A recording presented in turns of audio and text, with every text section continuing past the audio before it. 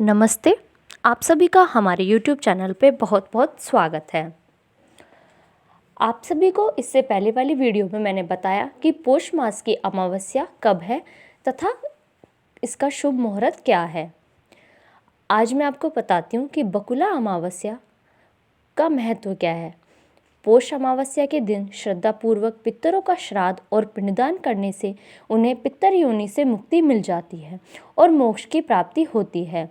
बकुल अमावस्या के दिन गंगा स्नान करके पितरों को तर्पण करने से घर में सुख समृद्धि बढ़ती है। इसके साथ ही कुंडली में भी सभी प्रकार के दोष समाप्त हो जाते हैं।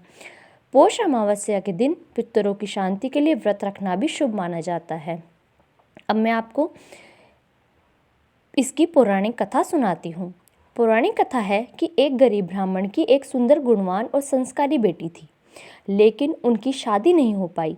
एक दिन उसके घर पर एक साधु आए और उनकी सेवा में प्रसन्न होकर आशीर्वाद दिया एवं उस कन्या को विवाह के लिए उपाय बताते हुए कहा कि यहाँ से कुछ दूरी पर एक परिवार रहता है।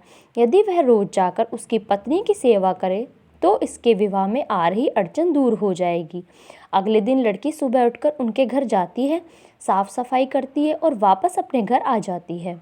उस घर में रहने वाली महिला यह देखकर हैरान हो जाती है कि घर की सफाई कौन करता है और उसके उठने से पहले ही वह चली जाती है।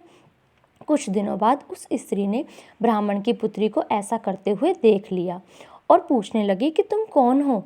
तब कन्या ने साधु द्वारा बताई गई सारी बात बता दी।